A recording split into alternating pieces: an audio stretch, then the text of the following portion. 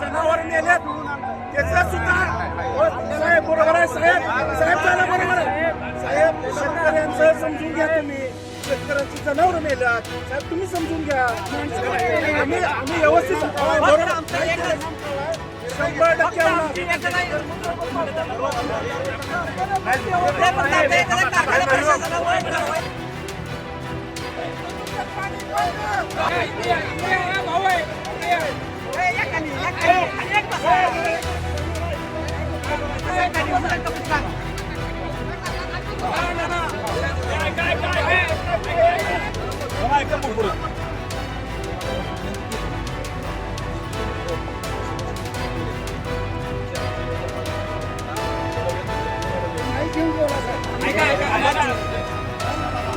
とそこのが上のところして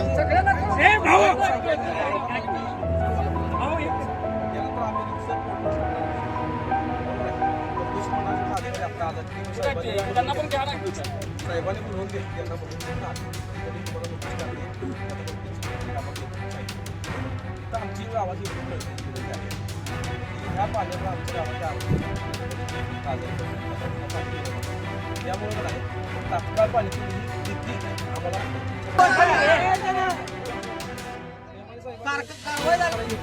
आता गावात ओरडून बघितलं.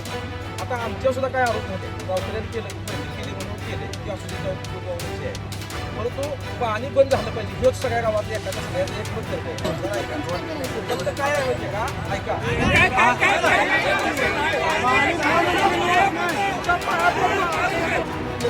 जरा मोठ्या केले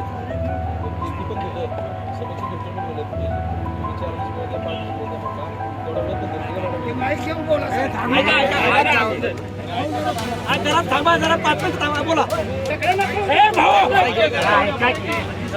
भाऊ एक मिनिट आम्ही बरोबर आहे. त्यांना पण घ्या ना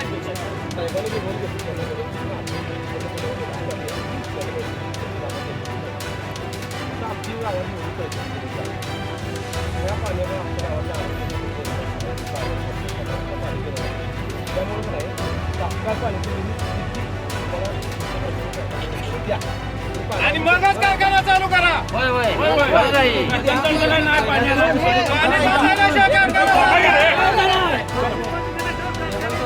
कारवाई झाल्याशिवाय गुन्हा जायचं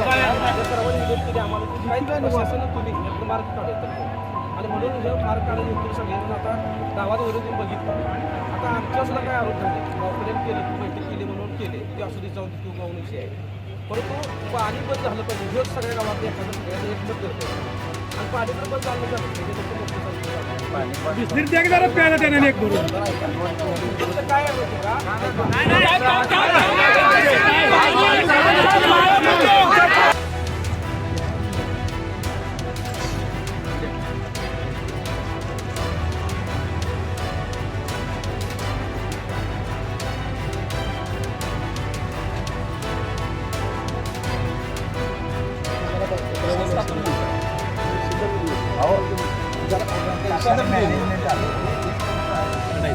तिकडे आहे तिकडे देताना साहेब जातो आम्हा किती येतात की याचा व्यापक अर्थ आम्ही कसाही जाऊ शकतो तुम्हीही कसाही जाऊ शकतो. पाणी बंद आणि गावकऱ्यांच्या वतीनं या ठिकाणी कारखान्यावरती शरद सहकारी साखर कारखान्यावरती आम्ही सगळे लोक एकत्रित जमलेलो आहोत. याच्या पाठीमागचं कारण म्हणजे वारणा नदीपात्रामध्ये कारखाना प्रशासनाकडून वारंवार सूचना देऊनही या ठिकाणी मळी मिश्रित पाणी सोडलं जात आहे. त्यामुळे गावामध्ये जलजन्य आजार पसरलेले आहेत.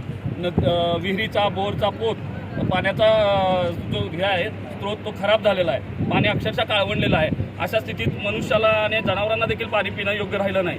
आणि मग ही वारंवार सूचना देऊनही कारखाना प्रशासन दाद देत नाही. या गोष्टीचा जाब विचारण्यासाठी आणि आमच्या हक्काचं पाणी स्वच्छ आरोग्यदायक पाणी आम्हाला मिळणं गरजेचं आहे. हा आवाज उठवण्यासाठी गावकऱ्यांच्या वतीनं आम्ही सर्वजण या ठिकाणी कारखाना प्रशासनाला आणि प्रदूषण नियंत्रण मंडळाला हा प्रश्न विचारण्यासाठी आणि हे पाणी कसं वेळेत स्वच्छ होणं गरजेचं आहे हा प्रश्न विचारण्यासाठी या ठिकाणी उपस्थित झालेलो आहे. या ठिकाणी आम्हाला पोलीस प्रशासनानं सहकार्य केलं आहे, पण बाकीचा कारखाना प्रशासन असेल किंवा प्रदूषण नियंत्रक मंडळ असेल यांचं सहकार्य जे अपेक्षित होतं ते अद्यापही मिळताना दिसत नाही. जवळजवळ 2 महिने उलटले तरी देखील यावर कोणतीही कारवाई या ठिकाणी झालेली नाही. आणि अशा स्थितीमध्ये गावामध्ये कावीळ असेल किंवा इतर रोग असतील याचाही साथ पसरलेली आहे मोठ्या प्रमाणात. ही कुठेतरी थांबणं गरजेचं आहे. कारण कारखाना जर अशा प्रकारे चालत राहिला तर तो आमच्या जीवितास धोका देणारा ठरेल, आमच्या आरोग्याचा प्रश्न उभारणारा ठरेल. आज अनेक लोक आजारी आहेत. आमच्या गावातील एक महिला कावीळच्या साथीमध्ये दगावलेली देखील आहे. जनावरं देखील आजारी पडत आहेत. आणि मग अशा स्थितीमध्ये जर प्रशासन आणि बाकीचा जो कारभार आहे तो जर आमच्याकडे लक्ष देत नसेल तर ही दुर्दैवाची बाब आहे. आणि अशा या लोकशाही व्यवस्थेमध्ये आम्हाला कुठेतरी हा आवाज उठवणं गरजेचं आहे. म्हणून आम्ही या ठिकाणी भेंडवडे ग्रामस्थांच्या वतीनं पोहोचलेलो आहे. तरी वेळेत आम्हाला न्याय द्यावा. माननीय तहसीलदार असतील, पोलीस प्रशासन असेल, प्रदूषण मंडळ असेल आणि कारखाना असेल त्यांच्याकडून हीच अपेक्षा आहे. सरपंच म्हणून काय तर बोला.